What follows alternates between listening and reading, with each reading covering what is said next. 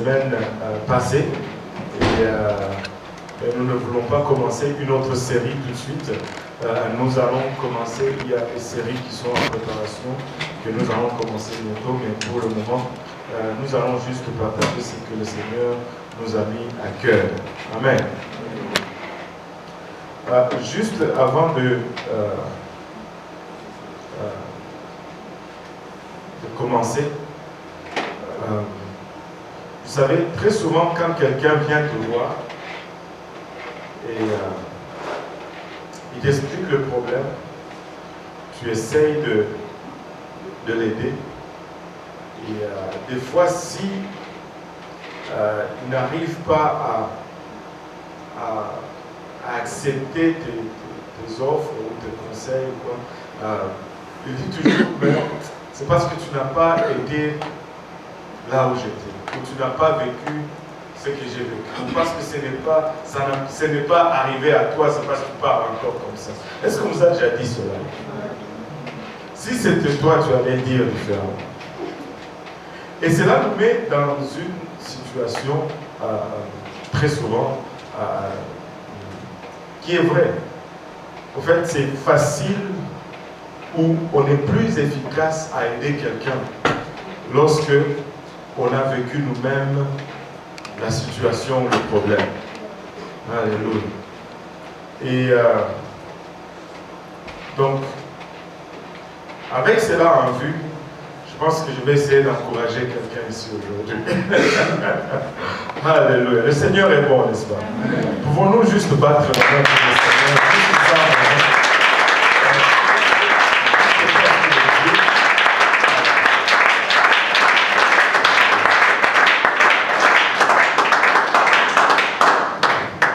Juste parce qu'il est Dieu. Allons dans le livre de 2 Rois, chapitre...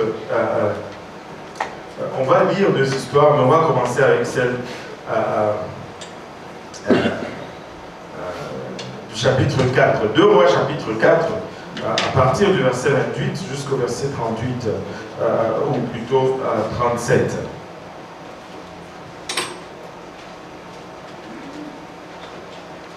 Si vous l'avez trouvé, dites Amen.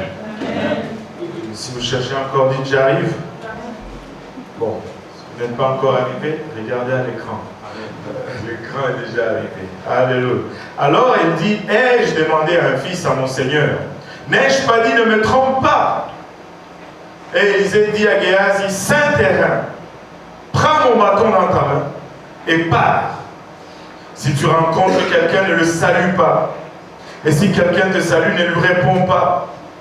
Tu mettras mon bâton sur les visages de l'enfant. La mère de l'enfant dit, l'Éternel est vivant et ton âme est vivante. Je ne te quitterai point. Et il se leva et la suivit. Géasi les avait dévancés et il avait mis le bâton sur les visages de l'enfant. Mais il n'y eut ni voix ni signe d'attention. Il s'en retourna à la rencontre d'Élisée et lui rapporta la chose en disant, l'enfant ne s'est pas réveillé. Lorsqu'Élisée arriva dans la maison, voici l'enfant était mort, couché sur son lit. Élisée entra et ferma la porte sur eux deux, et il pria l'Éternel. Il monta et se coucha sur l'enfant, et mit sa bouche sur sa bouche, ses yeux sur ses yeux, ses mains sur ses mains, et il s'étendit sur lui. Et la chair de l'enfant se réchauffa. Élisée s'éloigna, alla ça et là par la maison, puis remonta et s'étendit sur l'enfant, et l'enfant éternua 7 fois. Et il ouvrit les yeux. Élisée appela Géasi et dit, appelle cette Shulamite. Géasi l'appela et elle vint vers Élisée qui dit, prends ton fils.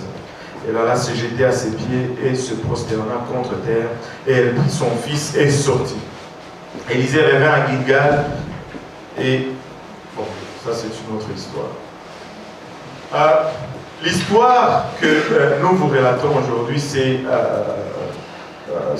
au fond la conclusion d'une histoire qui avait bien commencé. Élisée, qui passait par Sunam, a été aperçu par cette dame que la Bible appelle comme une dame de classe, une grande dame. Elle a vu l'homme de Dieu et s'est dit, non, je vais apprêter ma maison pour recevoir l'homme de Dieu. Elle a commencé à recevoir Élisée chez elle. Et pour la remercier de sa grâce, de sa bonté, Élisée lui dit, qu'est-ce que tu veux que je te donne?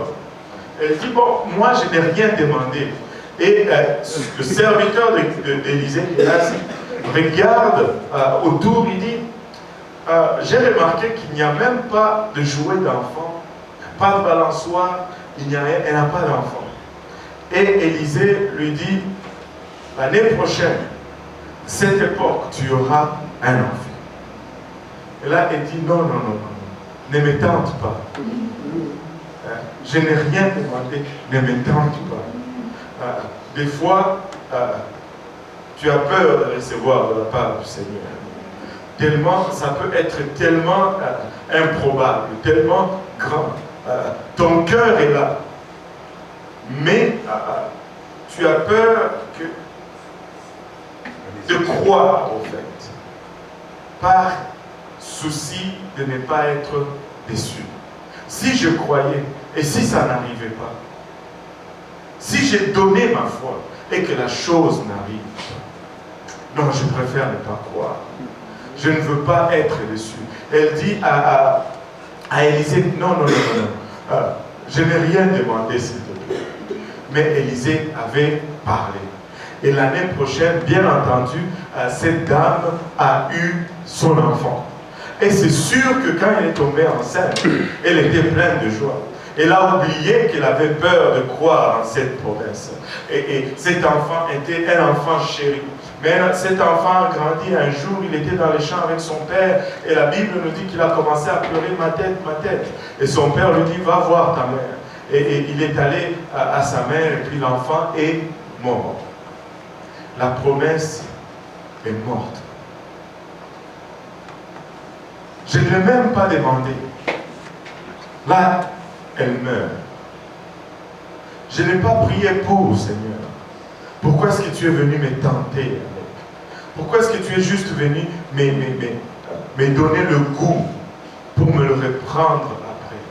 C'est comme si tu fais ce mets délicieux et tu me le passes juste devant le nez comme ça. Et je suis seulement l'odeur, mais quand c'est le temps de manger, tu m'enlèves le plat devant moi. Et elle a fait ce qu'elle savait faire. Elle a pris cet enfant, elle est allée le coucher dans la chambre qu'elle avait préparée pour l'homme de Dieu, et elle a fermé la porte en arrière d'elle, et elle est partie. Elle a dit à son chauffeur, n'arrête pas à aucun feu rouge. On va jusque là où se trouve l'homme de Dieu. Et alors qu'elle était en route, Élisée la voit de loin venir. Et il envoie son serviteur Géhaz. Il va demander, est-ce que tout va bien avec la chose?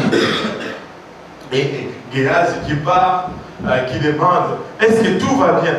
Et elle répond, tout est bien avec mon âme. Et elle arrive devant Élisée.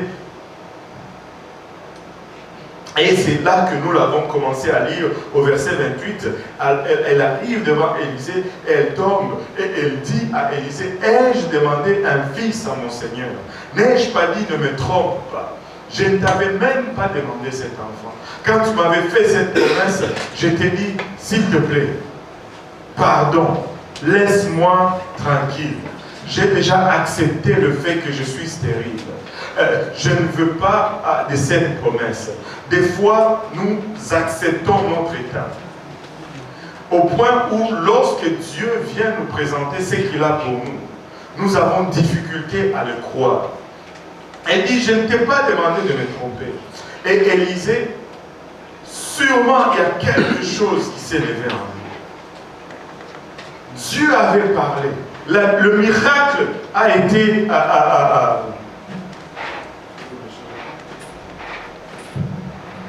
Alléluia. Le miracle a été fait. Mais pourquoi est-ce que l'enfant meurt maintenant?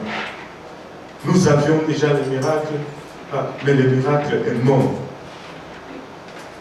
Élisée dit, je connais. Vous voyez mon bâton? J'ai déjà fait plusieurs miracles avec ce bâton déjà. C'est le signe de mon autorité. C'est le signe de la puissance de Dieu. Je connais le truc. Géhaz, viens ici, prends le bâton, cours en avant de moi. Si quelqu'un te salue en chemin, ne lui réponds même pas. Si tu rencontres quelqu'un que tu connais, ne le regarde même pas. Va, tu es en mission spéciale, tu es loin de ma part, et tu vas prendre mon bâton, moi le prophète de Dieu, et tu vas mettre ce bâton sur l'enfant, et l'enfant va revenir à la vie. Et Géasi a pris le bâton. Il a déjà vu plusieurs miracles accomplis par son maître, et il avait foi dans ce bâton, et il est parti, il les a dépensés. Je vais être celui qui va porter le miracle aujourd'hui. Et il arrive dans la salle où était couché l'enfant, avec toute confiance et toute assurance. Il prend le bâton qu'il avait en main, il pose sur la tête de l'enfant et rien n'arrive. Élisée était-il moins prophète? Non. Mais ces jours-là, le bâton n'a pas fonctionné. On pouvait regarder cette situation et dire, Seigneur, qu'est-ce qui se passe?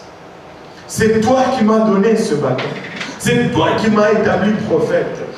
Qu'est-ce qui se passe? Pourquoi est-ce que ça ne marche pas? Ça avait marché une fois, ça avait marché 2 fois. Pourquoi est-ce que là, on a placé le bâton, ça ne marche pas? Laisse-moi te dire, il y a des jours où tu vas faire face à des situations et tu vas prier au nom de Jésus-Christ et rien ne va changer dans ta situation.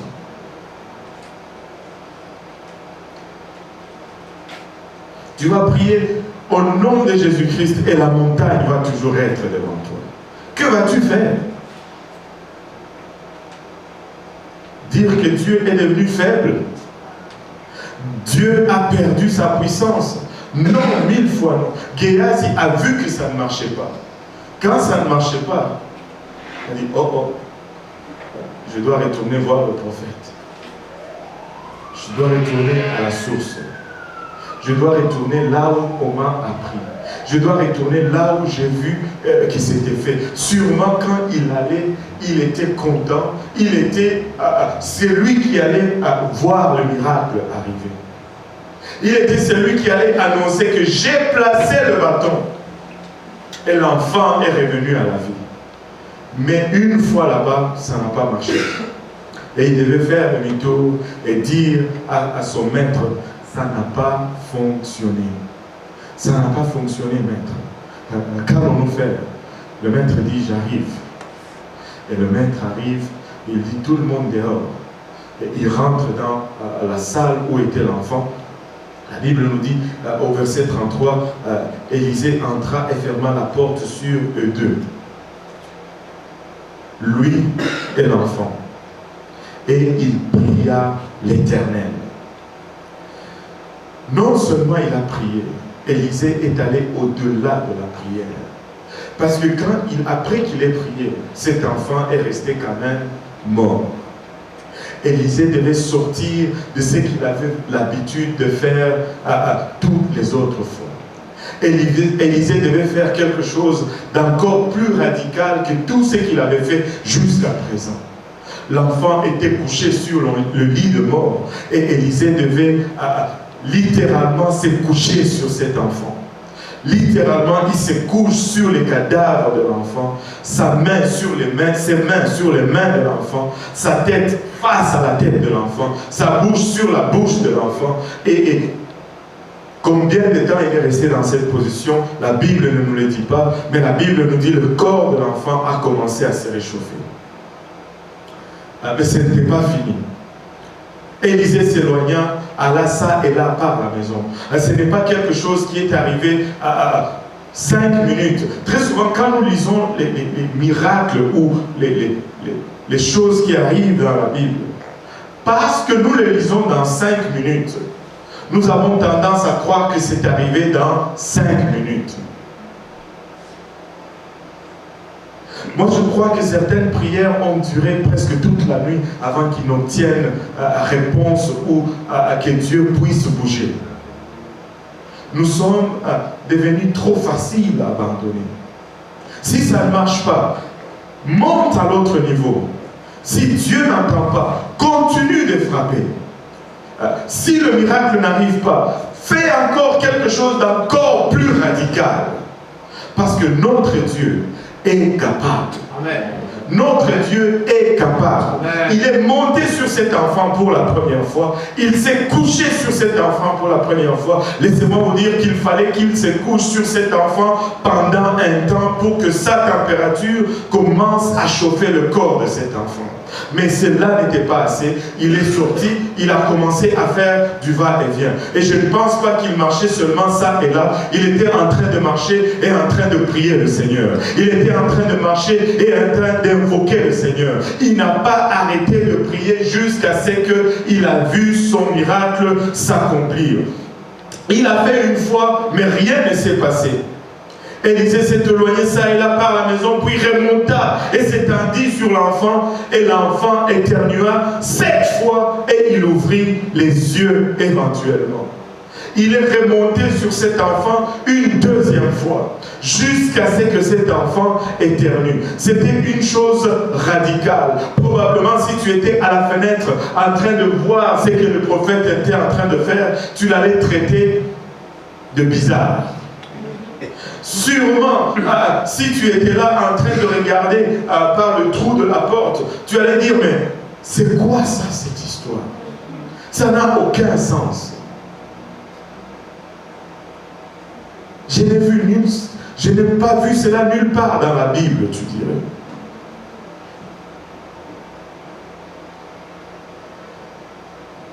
Mais des fois, pour voir quelque chose de radical, il faut que toi-même tu sois radical. Amen.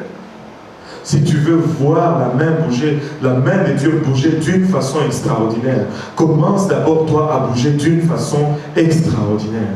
Et si Dieu nous répondait selon notre fidélité,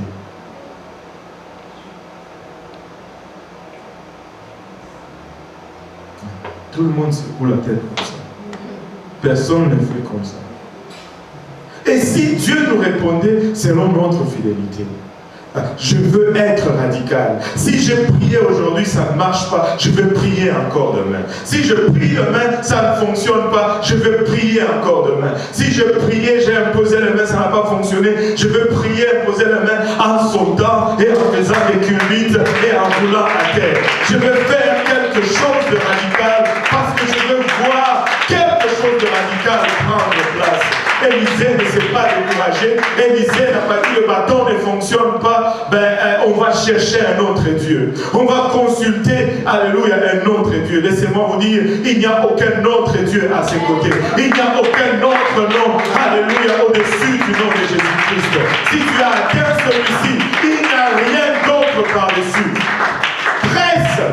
Persévère. Si tu as prié, prie encore une fois. Si tu as prié encore une fois, prie encore une autre fois. Si tu as prié en marchant, prie en te roulant en terre. Si tu as prié en te roulant en terre, prie en pleurant. Si tu as prié en pleurant, prie. Fais quelque chose de fou, fais quelque chose de radical. Mais prie et continue de prier parce que Dieu va agir. Amen. Dieu va agir. Ne lâche pas. Bien que voir cet enfant mourir était un sujet de découragement terrible. Des fois, tu fais certaines choses et tu vois prendre forme. Tu vois Dieu bouger, tu vois la main de Dieu bouger. Mais subitement, il y a juste un vent et tout s'écroule. Écoute, si tu as reçu une promesse de la part de Dieu, tiens-toi à ta promesse. Parce que peu importe le chemin par lequel tu passes, si Dieu te l'a promis, si tu persévères, tu vas l'obtenir. Tu vas l'obtenir. Je rappelle mes promesses à Dieu. Dans mes moments de découragement, je dis Seigneur, tu avais dit ça, ça, ça. Seigneur, tu avais dit ça, ça, ça. Quand ça va mal, quand c'est dur, quand ça n'avance pas, quand on a toutes les raisons au monde pour se décourager, c'est là qu'il faut rappeler au Seigneur ses promesses. Non, non, non, non, je ne l'avais pas rêvé, Seigneur. C'est toi qui me l'avais dit. Ce n'était pas le fruit de mon imagination, c'était ta promesse. Et je m'en tiens à ta promesse parce que ta parole ne retourne jamais à toi vide. Elle accomplit toujours ce à quoi elle a été envoyée. nous sommes une génération grave. Nous sommes une génération qui voulons tout instantané. Nous voulons tout maintenant. Nous sommes une génération qui, nous voulons que dès que tu sors de l'université, que tu aies déjà un salaire de 80 000 $ par année, avec une maison de 4 chambres à coucher, 2 Mercedes, à ta première année de travail. Parce que tu dis, ben, moi je suis ingénieur, et puis l'autre aussi il est ingénieur, lui il a ça, moi aussi je voudrais avoir ça. Mais tu oublies que lui, il a déjà fait 25 ans de service comme ingénieur. Mais toi tu viens de sortir comme ingénieur de l'école. Nous sommes devenus une génération micro-ondes. Nous ne savons plus attendre. Tout doit venir hier.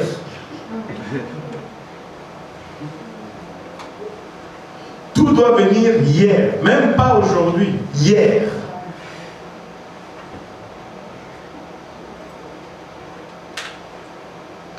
C'est comme cet homme qui avait des problèmes de patience. Il a commencé à prier à Dieu pour demander la patience. Il dit, Seigneur, je veux la patience et je veux que tu me la donnes maintenant. Il en avait vraiment besoin. Très besoin. Regardez cette autre histoire encore d'Élisée dans 2 Rois chapitre 13. J'aime cette histoire.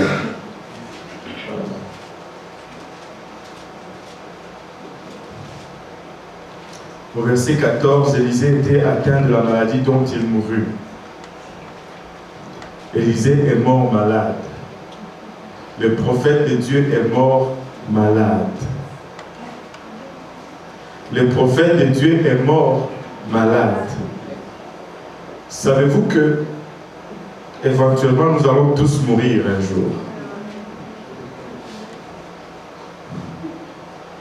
Il a ressuscité le fils de la Shunamite, mais il est mort malade. Et Joas, roi d'Israël, Joas était le roi d'Israël à l'époque, descendit vers lui, pleura sur son visage parce qu'il était assiégé par les Syriens. Et il descend vers Élisée et pleura sur son visage. Il dit, mon père, char d'Israël et sa cavalerie. Il est en train de dire à Élisée, c'est toi qui es notre armée, c'est toi qui es notre soutien. Sans toi, nous perdons contre nos ennemis. Et Dieu, c'est vraiment lui le cavalier et le char d'Israël. Élisée lui dit, arrête de pleurer, prends ton arc et des flèches. Et il prit un arc et des flèches. Puis Élisée dit au roi d'Israël, bande l'arc avec ta main. Et quand il eut bandé de sa main, Élisée mit ses mains sur les mains du roi. Et il dit, ouvre la fenêtre à l'Orient. Et il ouvrit. Élisée dit, tire. Le roi avait l'arc et la flèche. Et Élisée, qui était déjà vieux, a mis sa main sur la main du roi. Et il dit, tire. Et le roi tape. La flèche part.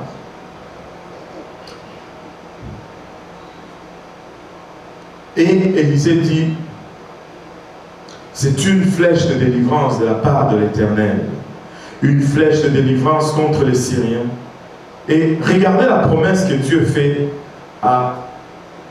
au roi. Tu battras les Syriens à Aphek jusqu'à leur extermination.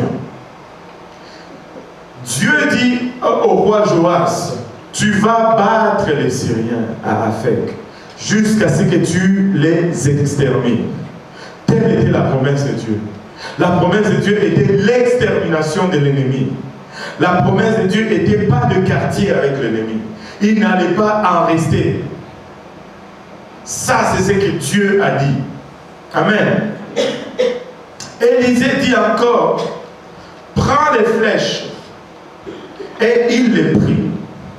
Élisée dit au roi d'Israël, frappe contre terre. Et il a pris les flèches et il a frappé. Et il s'est arrêté. Il frappa 3 fois et s'arrêta. Et l'homme de Dieu s'irrita contre lui. Et il dit, il fallait frapper 5 ou 6 fois. Alors tu aurais battu les Syriens jusqu'à leur extermination. Maintenant tu les battras 3 fois.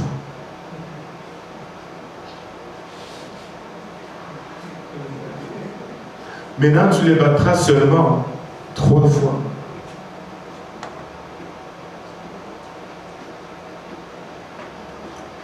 Laisse-moi juste te dire une chose. N'arrête pas. Continue. N'arrête pas. Continue. N'arrête pas. Continue. N'arrête pas. Continue. L'ordre du prophète était frappe. Si j'étais à la place du roi, j'allais attendre l'ordre qui allait dire arrête maintenant, c'est assez. Tu me dis, mais pasteur, pourquoi est-ce qu'il devait attendre qu'il arrête? Laisse-moi te dire ceci. Pourquoi est-ce qu'il a frappé 3 fois? S'il n'avait pas compris qu'il fallait frapper plusieurs fois, il allait juste faire chien et puis il allait arrêter. Mais il a frappé 3 fois. Mais l'erreur qu'il a commise, c'est d'arrêter avant qu'on lui dise d'arrêter. Vous savez, les promesses de Dieu sont vraies. Les promesses de Dieu sont vraies. Dieu a promis qu'il allait les battre jusqu'à l'extermination. Vrai ou faux? C'était la parole de Dieu. Vrai ou faux? Mais cette parole était liée et déterminée par l'obéissance de celui sur qui elle était prononcée. Dieu a besoin d'un partenaire dans cette affaire. Dieu a besoin d'un partenaire dans ta vie. Dieu a besoin de quelqu'un qui va suivre ses recommandations dans ta vie. Les promesses de Dieu sont la révélation de l'intention de Dieu pour toi. Mais pour que cela se matérialise dans ta vie, il faut que tu respectes l'ordre de marche que Dieu va établir pour l'accomplissement de ses promesses. Dieu peut te promettre que tu vas être riche. Tu seras riche, tu seras millionnaire. Mais si tu ne travailles pas, tu ne vas pas le devenir. Parce que les promesses de Dieu vont révéler ce que Dieu désire pour toi et il planifie pour toi. Et il va te montrer le chemin que tu dois suivre pour y arriver. Mais si tu ne marches pas dans le chemin qu'il te montre pour y arriver, eh bien, même si c'est Dieu qui te l'a promis, tu ne vas pas le voir dans ta vie. Les promesses de Dieu n'est pas une garantie de non-activité de notre part. Il n'y a pas de prédestination avec Dieu. Nous faisons toujours un choix. Et Dieu cherche un partenaire. Vas-tu te lier avec Dieu dans cette affaire? Ou vas-tu vouloir danser seul à ta façon? Vas-tu marcher avec lui pour voir accompli dans ta vie ce qu'il a promis? Ou vas-tu juste le faire selon tes convenances? L'homme de Dieu s'est irrité, il s'est fâché contre lui. Il a dit, il fallait frapper 5 ou 6 fois. Alors tu aurais battu les Syriens. Il avait la promesse de battre ses ennemis sur ses mains. il avait l'opportunité de vaincre une fois pour toutes qui lui était offert. Mais il est passé outre. Il est passé outre. Vous savez, des fois les circonstances semblent indiquer que rien ne bouge. Mais continue de frapper ces flèches à terre. Continue d'élever le nom de Jésus-Christ dans ta vie. Continue de marcher dans les voies qu'il ouvre devant toi. À chaque fois qu'il ouvre un espace, tu y marches. À chaque fois qu'il ouvre un espace, tu y marches. À chaque fois qu'il ouvre un espace, tu y marches. Tu ne vois peut-être pas le bout de ta destination, mais la lampe de Dieu est en train d'éclairer chaque pas que tu dois prendre. La parole de Dieu nous dit que c'est une lampe à nos pieds et une lumière sur notre sentier. Si tu as une lampe, elle éclaire en avant de toi. Si tu te mets à l'autre bout de la rue au Hochelaga et que tu prends une lampe torche, tu veux savoir où tu vas et que tu éclaires en avant, tu ne vas pas voir le bout de la rue. Mais si ça éclaire à tes pieds et que tu t'assures de marcher là où ça a éclairé, tu vas voir que ça va éclairer encore plus loin. Certains d'entre vous ne voient pas encore plus loin parce que vous n'avez pas encore marché là où Dieu a déjà éclairé. Avance dans ce que Dieu t'a montré. Il va encore te montrer davantage. Quand tu vas avancer dans ce qu'il va te montrer, il va te montrer encore davantage. S'il te montrait le bout de la rue, tu vas dire c'est trop loin, je ne veux pas y aller. Tu vas dire c'est trop loin, je suis fatigué. Mais le peu qu'il t'éclaire, si tu rentres là-dedans, ça éclaire un peu plus loin. Tu avances encore. On peut encore aller. Là, il y a un trou. On va un peu de côté et on continue. Ce que Dieu te montre, fais-le. Pourquoi est-ce que tu veux qu'il te montre autre chose si tu n'as pas encore fait ce qu'il t'a déjà montré? Rentre dans ce qu'il met devant toi. Persévère. Ça lui semble un mur devant toi. Juste un coup à la fois. Et les murs vont tomber. Israël a marché autour de Jéricho une fois par jour pendant 6 jours. Heureusement que c'était de leur temps, où ils étaient peut-être un peu plus patients que nous, où j'allais dire qu'ils se plaignaient moins que nous, mais je vais retirer cela. Parce que Josué leur a ordonné de se taire pendant qu'ils marchaient autour de Jéricho. Et si vous lisez la Bible, nulle part Dieu lui a demandé de dire en silence. En silence, c'était Josué. Parce qu'il savait, 40 ans plus tôt, il était avec ces gars-là. Ils sont entrés dans la terre promise. Et quand ils sont sortis, il les a entendus parler. Et il a dit, maintenant, tout le monde, silence. Si tu n'as rien de bon à dire, tu t'étais. Tout le monde, silence. On marche en silence. Ils ont marché le premier jour. Il a dit silence. Tu veux? Est-ce que tu penses que vraiment ça va marcher? Silence. Est-ce que tu penses vraiment que ça fait du silence? Tu vois, les choses de Dieu, des fois, ça ne fait aucun sens.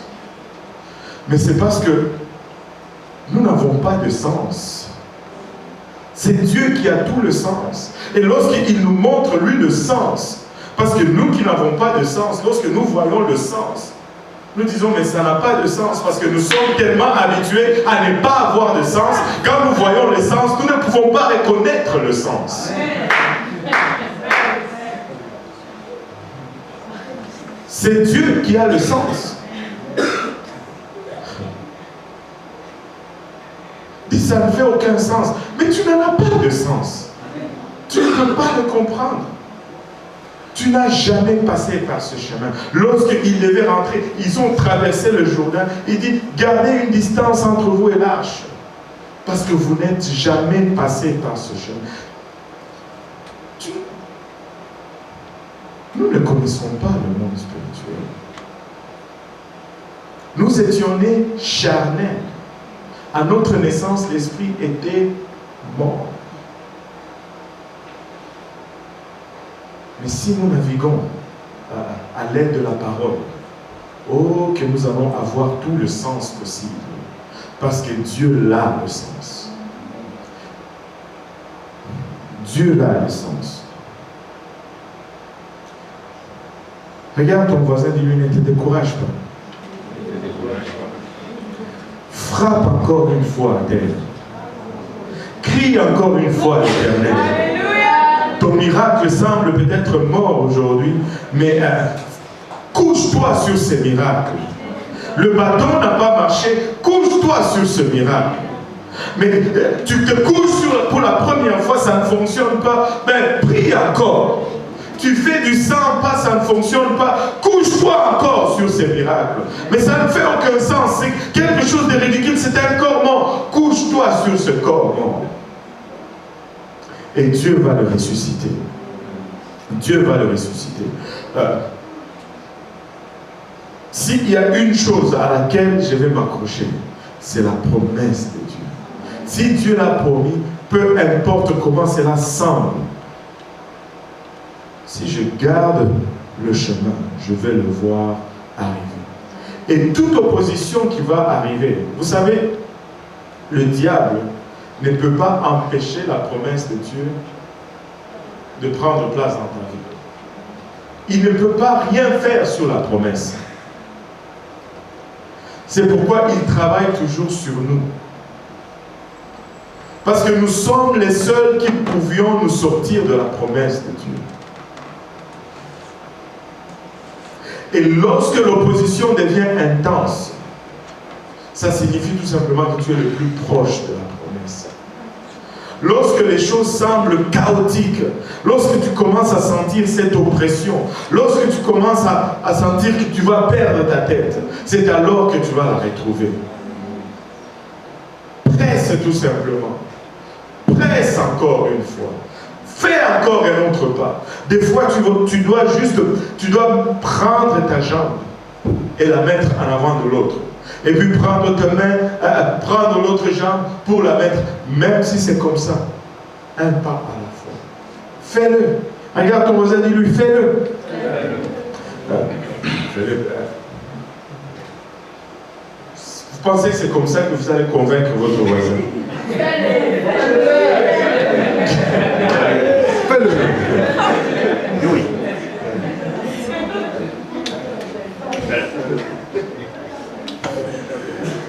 Fais-le. Mince! Tu le décourages davantage. C'est clair que tu ne crois même pas en ce que tu es en train de dire.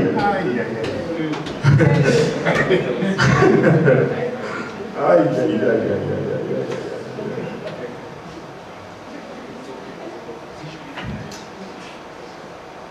Marc 9, 17.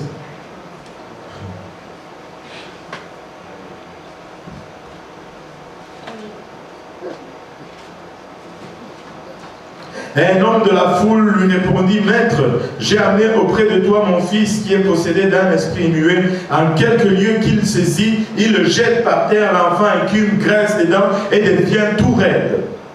J'ai prié tes disciples de chasser l'esprit, ils n'ont pas pu.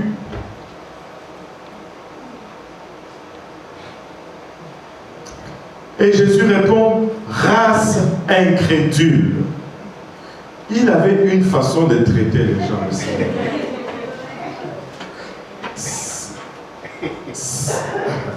S'il avait la génération qu'on a aujourd'hui, il n'aurait personne dans son église. Race incrédule. Race incrédule.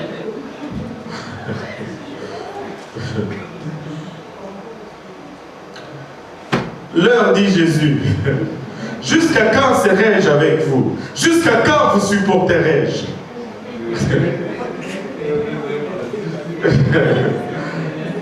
Je serais tout seul dans l'église si je parlais comme ça. Amenez-les Et on le lui amena. Et aussitôt que l'enfant vit Jésus, l'esprit l'agita avec violence et il tomba par terre et se roulait en écumant.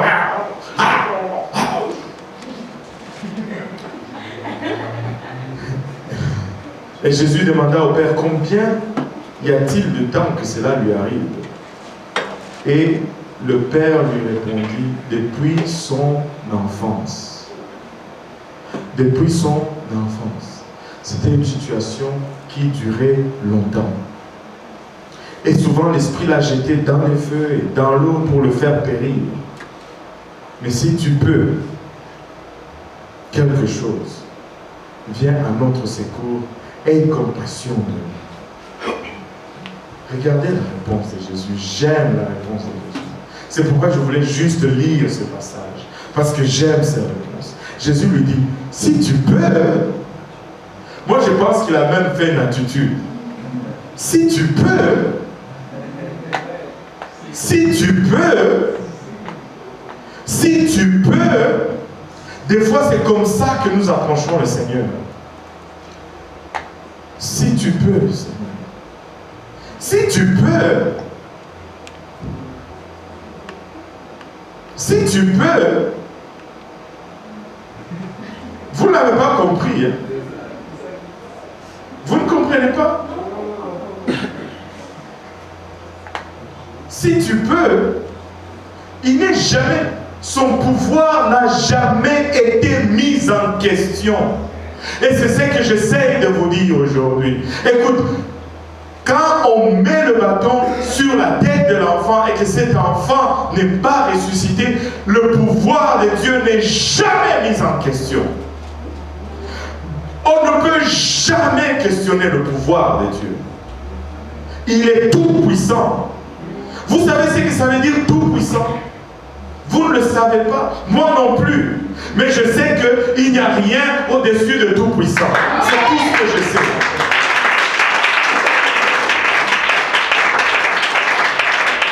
Tout puissant veut dire, quand je monte, quand je viens avec un problème là, lui il est juste une coche au-dessus. Quand je viens à cette coche, lui il monte juste une coche au-dessus. C'est ce que ça veut dire tout puissant. Et si tu peux, point d'exclamation, 3 points de suspension. Ça c'est l'attitude. Allah, si tu peux, tout est possible à celui qui croit.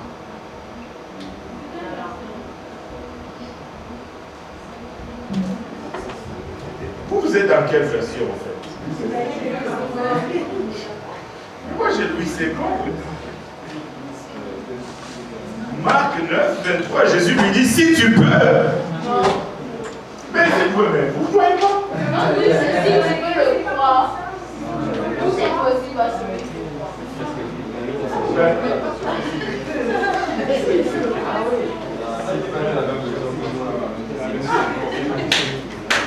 Mais regardez.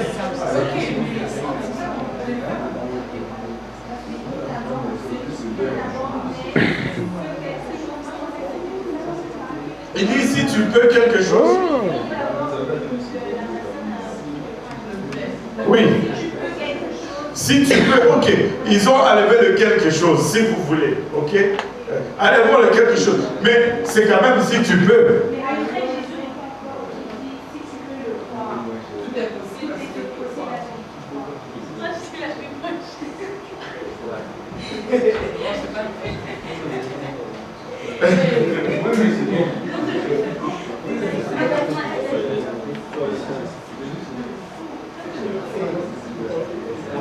Parce que sur dans l'histoire, c'est Louis II, à 1910. Non.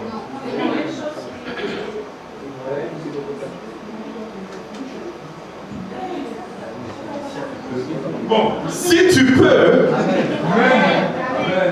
mais n'utilise jamais peu avec Dieu. Parce que peu, ça peut être confondu avec peu, un peu.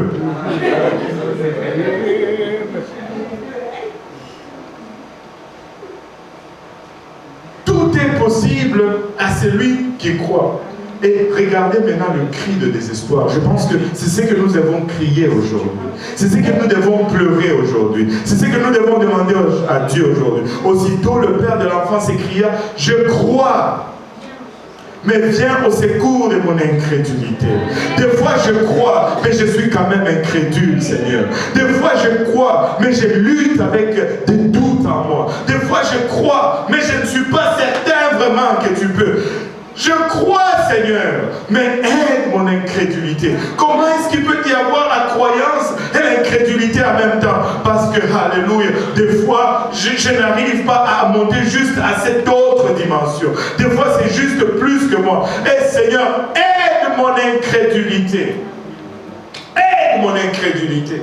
Parce que mon incrédulité est la seule barrière à l'œuvre de Dieu et à la puissance de Dieu.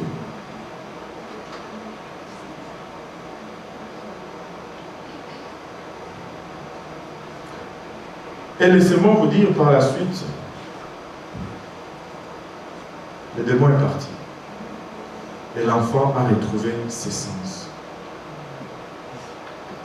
Il a été voir les disciples, ceux qui étaient le cercle le plus proche de Jésus-Christ. Mais ça n'a pas fonctionné. Vous savez, tu as prié pour une situation une fois. Dieu n'a pas encore répondu. C'est pas grave. Tu as prié deuxième fois. Dieu n'a pas encore répondu. Prie encore. Tu pries 3 fois. Dieu n'a pas encore répondu. Importune le Seigneur. Au fond, il te donne le droit de l'importuner. Pas de l'insulter. Importuner veut dire déranger. Juste continue à insister. Frappe ces flèches encore une fois de plus. Du temps qu'il n'a pas encore dit arrête, frappe encore. Frappe encore. Prie encore, juste encore une fois. Jeûne encore, juste encore une fois. Loue-le juste encore une fois. Demande-le juste encore une fois. Fais-le juste encore une fois. Parce qu'avec Dieu, ce n'est pas si tu peux. C'est est-ce que tu crois? Si tu crois, tu verras la gloire de Dieu. Si tu crois, tu verras la gloire de Dieu. Les promesses de Dieu sont certaines et sont sûres. Les promesses de Dieu sont garanties. Dieu n'est pas faible, mais nous devons nous mettre en ligne vis-à-vis du Seigneur. Des fois, il fait des choses que nous ne comprenons pas. Ce même prophète qui a ressuscité l'enfant, le même prophète est mort d'une maladie. Est-ce qu'il a oublié d'invoquer le nom du Seigneur sur lui-même? Dieu est souverain. Mais Dieu veut le faire aujourd'hui dans ta vie. Je crois, Seigneur, que tu vas le faire. Je crois à toutes les promesses que tu m'as données. Et si nous nous levons tous ensemble pour donner, en étant debout, avant de venir à l'avant, je veux vous demander une chose. Pour une fois, pouvez-vous vous rappeler les promesses que Dieu vous a faites? Juste pour un moment, tu traverses un moment où tu sembles avoir un nuage noir qui flotte au-dessus de ta tête. Et peu importe les louanges que tu élèves, tu n'arrives pas à percer ce nuage pour atteindre le trône de Dieu. Mais laisse-moi te dire, prie encore une fois. Souviens-toi de la promesse de Dieu qui t'a fait. Dieu ne va pas t'abandonner, Dieu ne va pas te délaisser. Il est un Dieu fidèle. Tu dis, mais j'ai fait tout ce qu'on m'a demandé de faire. Géasi a fait tout ce qu'on lui a demandé de faire. Mais cet enfant n'est pas revenu en vie. Juste prie encore une fois. Juste fais juste plus. Fais juste plus. Tu dis, mais je me suis couché même sur le cadavre, ça n'a pas marché. Recouche-toi encore sur le cadavre. Ta promesse n'est pas morte. Ta promesse est vivante.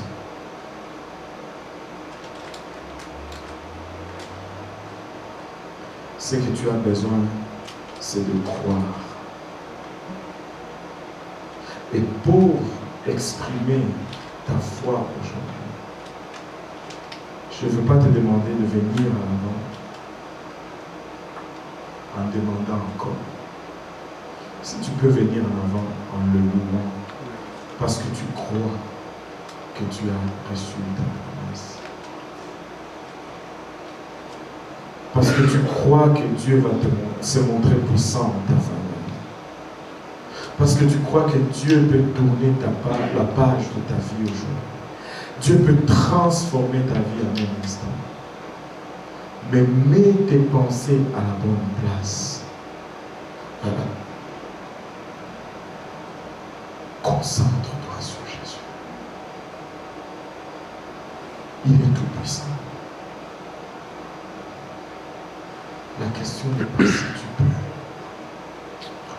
La question est est-ce que tu crois.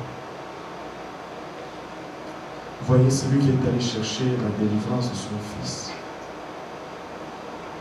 a voulu poser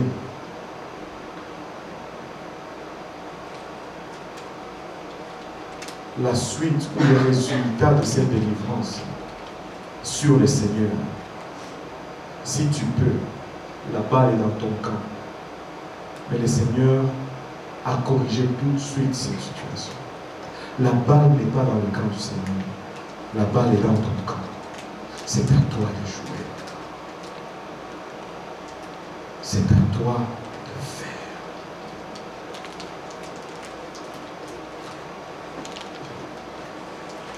Si tu crois, peu importe comment sombre semble ce nuage au-dessus de ta tête, tu verras qu'il y aura un rayon céleste qui va percer ce nuage et qui va les séparer et ça va arriver là où tu es. Parce que Dieu sait exactement où tu es. Et les promesses de Dieu n'ont pas changé.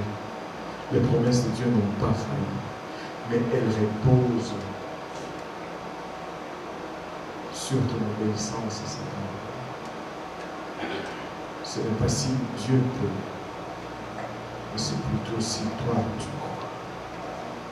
Si tu crois maintenant, je vais te demander de venir en avant. L'hôtel est ouverte et on va juste prendre le temps de le louer pour un moment. On va juste prendre le temps de l'adorer pour un moment. On ne va pas dire si tu peux, Seigneur. On va dire je crois, Seigneur. Et j'agis selon ma croyance maintenant. Alléluia. Ton pouvoir n'est pas mis en question, Seigneur Jésus-Christ. C'est plutôt mon obéissance, papa, qui est en question. Ton pouvoir n'est pas mis en question, papa, il a la chèvre.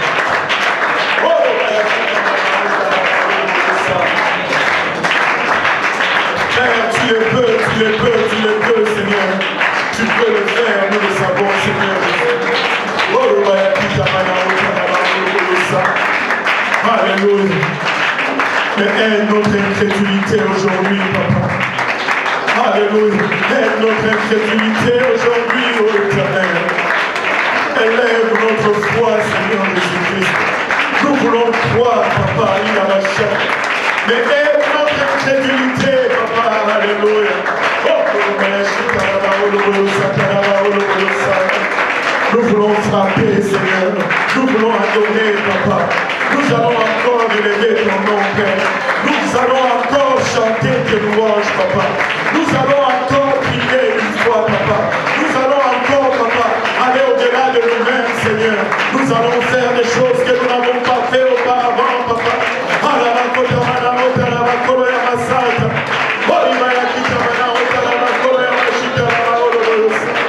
Aide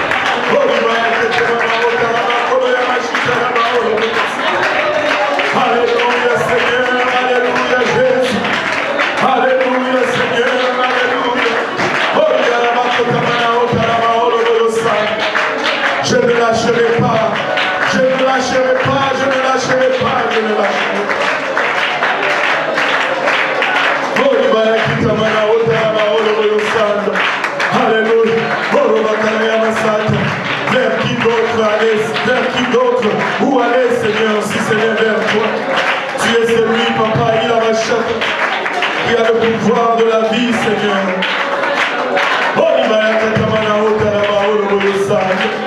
Mais je sais que tu peux, papa. Nous savons que tu peux, Seigneur. Mais aide notre incrédulité, Seigneur. Aide mon incrédulité, papa.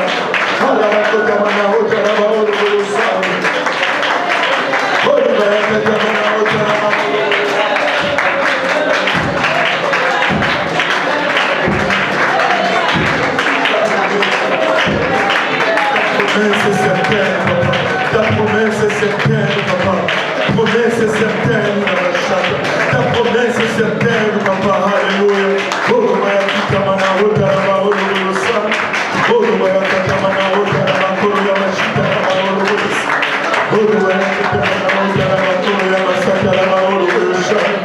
Alléluia, Jésus. Alléluia, Seigneur. Alléluia, Seigneur. Alléluia, Jésus. Alléluia, Jésus.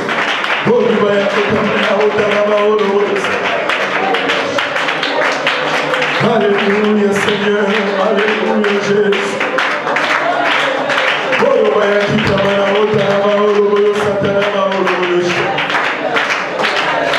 Gloire au nom de Jésus. Louange, honneur et gloire à ton Saint-Nom, Seigneur. Alléluia, papa. Rafraîchis-nous, Seigneur Jésus-Christ. Nous voulons, papa, nous rappeler de ta promesse. Nous voulons nous rappeler, Seigneur, de tes promesses, papa. Si tu l'as dit, papa, il a machata, c'est établi, Seigneur Jésus-Christ.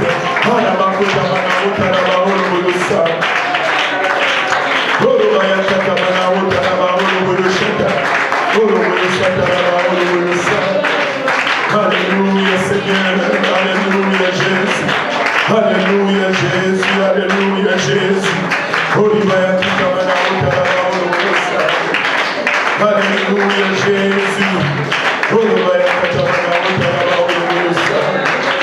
Gloire à ton Saint-Nom, Seigneur.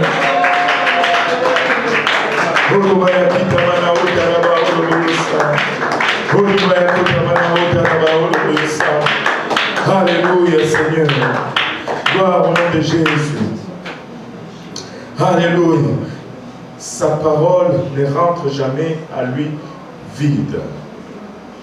Sa parole accomplit toujours ce à quoi il a envoyé. Mais sa parole, sa promesse, l'accomplissement de sa promesse ne dépend plus de son pouvoir. Parce que pour lui, c'est déjà acquis. Peu importe ce qu'il t'a dit. Pour lui, c'est déjà acquis. Pour lui, c'est déjà acquis. Mais maintenant, c'est à toi de marcher dans les voies de cette promesse. Amen. C'est à toi de marcher dans l'état de cette promesse.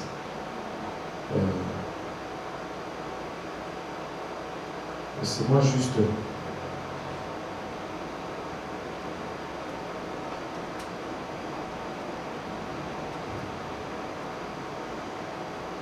Laissez-moi juste sortir...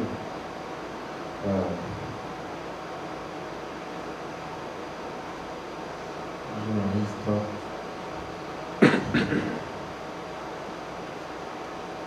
à trouver ce verset. La Bible nous dit: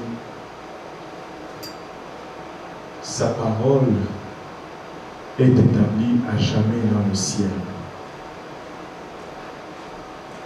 Et quand nous voyons cela, nous disons oui, sa parole est établie dans le ciel, et nous commençons à nous réjouir. Et nous pensons qu'il n'y a plus rien à faire. C'est parce que dans notre excitation, nous avons oublié une chose. Où est-ce que nous sommes? Où sommes-nous? Sur la terre. Elle est établie dans les cieux. Mais nous sommes encore sur la terre. Mais c'est nous qui allons la faire établir ici sur la terre. Lorsque nous prions que ton règne vienne, c'est parce que le règne de Dieu n'est pas encore ici sur terre. C'est notre responsabilité maintenant de faire établir cette parole ici sur terre. Pour lui, c'est déjà réglé. Mais qu'est-ce que tu vas faire avec la promesse de Dieu? Si tu prends la promesse de Dieu, tu la mets dans le tiroir et tu t'assois dessus. Il y a de fortes chances qu'elle ne s'accomplisse pas. Mais si tu continues à frapper, si tu continues à agir, si tu continues à croire, des fois juste la simple prière ne suffit pas. Des fois juste venir à l'église, c'est pas assez. Parce que des fois nous venons juste pour venir. Change un peu comment tu viens à l'église. Viens avec joie, pas comme si tu es obligé. Dieu demande un changement d'attitude. Dieu demande une marche. La question, c'est pas si tu peux. Tout est possible à celui qui croit. Est-ce que tu crois? Est-ce que tu crois aujourd'hui? Tout est possible. Amen. Regarde ton voisin, dis-lui, je vais croire. Je décide de croire. Je choisis de croire. Alléluia. Je veux croire. Je ne veux plus regarder à mes circonstances. Je veux croire dans la parole du Seigneur. Si j'ai le choix entre la promesse de Dieu et la situation que je vis, je vais choisir de croire dans la promesse de Dieu. Alléluia. Je ne veux plus marcher par la vue, je vais marcher par la foi. Je ne veux plus décider selon ce que je vois, je vais décider selon ce qui est écrit. Quand la situation arrive, je vais dire il est écrit. Amen. Je vais dire qu'il est écrit. Je vais refuser de voir ce qui est devant moi. Alléluia. Vous savez que ce n'est pas parce que je le vois que cela veut dire que c'est vrai.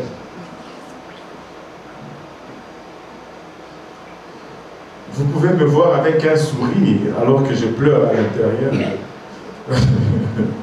Ce n'est pas parce que vous le voyez que ça veut dire que c'est vrai. Mais si Dieu l'a dit, c'est vrai. Même si je ne le vois pas, c'est vrai. Même si je ne le vois pas, c'est vrai. Pour le moment, ma foi, ce n'est pas mes yeux. Dis à ton voisin, je ne m'appelle pas Thomas. J'espère qu'il n'y a pas de Thomas ici. Ma foi n'est pas mes yeux. Ma foi ne détermine, mes yeux plutôt ne déterminent pas ma foi. Mes yeux ne déterminent pas ma foi. Quelqu'un devrait écrire cela quelque part sur son mur. Mes yeux ne déterminent pas ma foi. Sa parole détermine ma foi. Ses promesses déterminent ma foi. S'il me l'a dit, ça va arriver. Écoutez, je ne sais pas qu'est-ce que je dois faire. Alléluia. Je ne sais. Je veux juste... Attendez un peu, je vais regarder. Ok. J'ai encore un petit peu de temps. Il n'est pas encore 21h. Alléluia. Écoutez, peut-être que tu nous vois seulement là aujourd'hui. Et tu vois tout ceci. Et tu vois tous ces gens. Et pour toi, il n'y a rien à l'arrière de tout ça. Mais laissez-moi vous dire, si nous sommes là, c'est parce que nos yeux n'ont pas déterminé notre foi. C'est parce que nos yeux n'ont pas déterminé notre foi. Certaines personnes qui sont ici devaient être mortes, ça fait longtemps. Mais parce que les yeux n'ont pas déterminé la foi, ils sont en vie et ils sont en train de servir le Seigneur. Les probabilités que nous soyons en ces lieux en train d'adorer Dieu, si nous reculons même juste un an en arrière, si nous nous étions contentés de nos yeux pour déterminer notre foi, nous n'allions pas être ici aujourd'hui. Certains d'entre vous, je vous regarde aujourd'hui, waouh!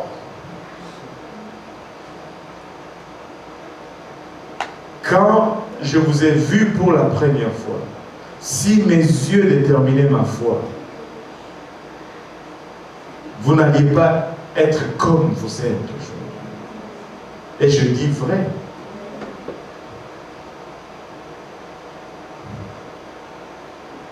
Dis à ton voisin, vois ce que Dieu a fait.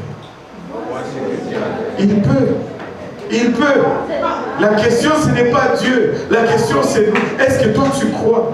Regarde ton voisin en face, dans les yeux. C'est pas ta faute, c'est moi qui les demande. S'il te blâme, dis-lui, va voir le pasteur. Mais regarde-le dans les yeux, là, avec un peu d'attitude. Et dis-lui, est-ce que tu veux vraiment marcher avec Dieu? Dis-le. Est-ce que tu crois vraiment?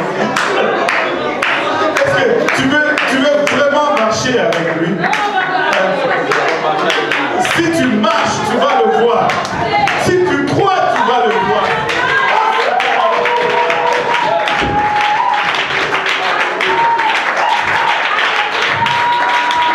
Il a dit rien n'est impossible. Il a dit rien n'est impossible à celui qui croit. Il a dit rien n'est impossible. Oh, à toujours, ô Éternel, ta parole subsiste dans les cieux. Sois efficace là. À toujours, ô Éternel, ta parole subsiste dans les cieux. Mais le problème, c'est que nous sommes encore sur la terre. Nous ne sommes pas aux cieux. Et des fois, c'est mauvais. Des fois, c'est dur. Des fois, c'est mal. Mais je vais cogner encore sur terre mes flèches. Je vais me coucher sur ma promesse. Je ne veux pas laisser ma promesse aller. Je veux me saisir de ma promesse. Ça vient de Dieu. Ah, ah. Oh!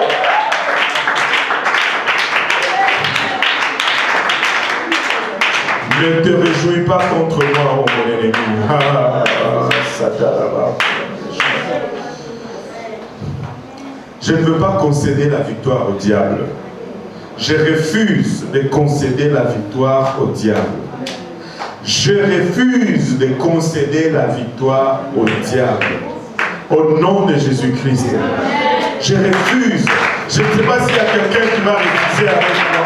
Mais je refuse de céder la victoire au diable. Je reste sur mon terrain. Alléluia. Je reste sur mon terrain. Je me battrai jusqu'au dernier souffle. Je me battrai jusqu'au dernier souffle. Alléluia. Tu es là, peut-être tu te dis, moi je suis encouragé, c'est peut-être pas pour moi. Écoute, même s'il n'y a personne qui est découragé ici aujourd'hui, je suis en train peut-être de me prêcher même, juste à moi-même. Juste pour aujourd'hui, permettez-moi de me prêcher à moi-même. Je ne concède pas la victoire au diable. Je refuse de concéder la victoire au diable. Écoute, diable, si tu le veux, viens le prendre. Mais ce n'est pas moi qui va te le donner. Amen. Si tu veux, viens les chercher.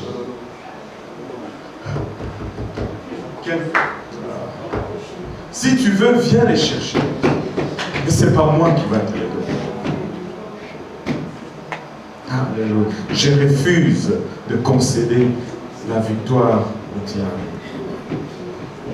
Mes yeux ne vont pas déterminer ma foi. Alléluia.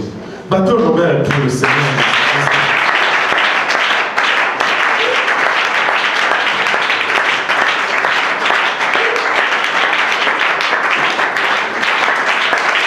Alléluia. Gloire au nom de Jésus. Alléluia, Seigneur. Alléluia, Jésus. Gloire au nom de Jésus. Le Seigneur est bon. Regarde ton voisin, dis-lui, le Seigneur est bon. Il est puissant. Ce n'est pas une question de peu. C'est une question de croire. La question n'est pas dans le pouvoir du Seigneur. Seigneur. La question est dans notre croyance. Alléluia. Serre la main de ton voisin. Dis-lui, en le regardant dans les yeux, dis-lui, moi je crois. Moi je crois. Et que le Seigneur te bénisse.